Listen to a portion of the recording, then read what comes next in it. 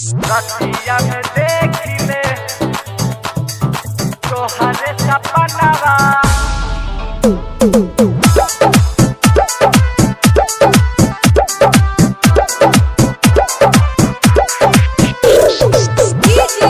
संदीप बाबू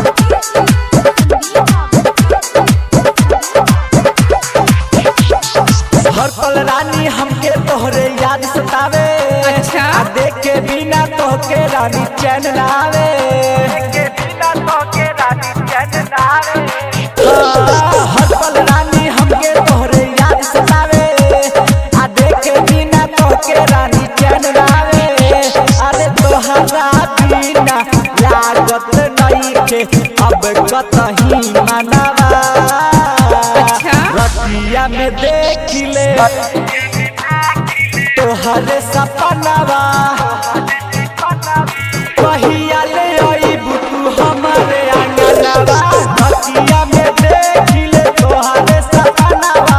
कहिया ले आइबू तू हमारे आंगनवा।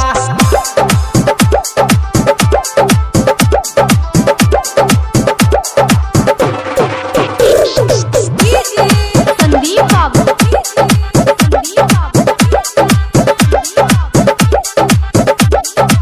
पहली नजर में जान जाना अखिया में हमारा बस गईलू।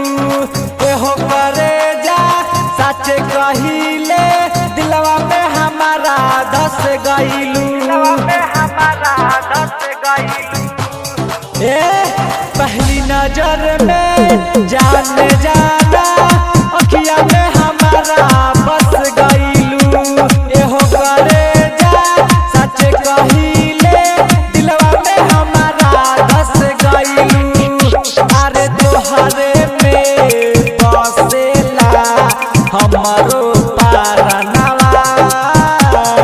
रतिया में देखिले तोहरे सपनावा। कहिया ले आइबू तू हमारे आंगनवा। रतिया में देखिले तोहरे सपनावा। कहिया ले आइबू तू हमारे आंगनवा।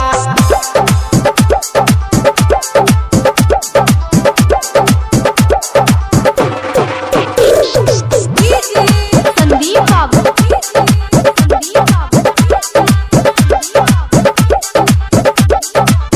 तोहरे खातिर छोड़ दे हम रानी सारा जवाना हो।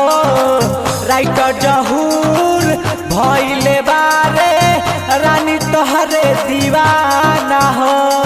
रानी तोहरे दीवाना हो। हाँ तोहरे खातिर छोड़ दे हम रानी सारा जवाना हो। राइटर जहूर भइले बारे रानी तोहरे दीवाना हो।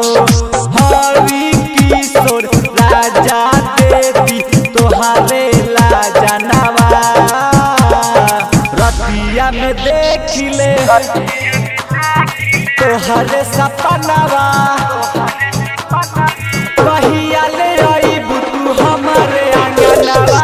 रतिया में देखिले तोहरे सपनावा। कहिया ले आइबू तू हमारे आंगनवा। तू हमरा से इतना प्यार करेला का? अरे हाँ हो।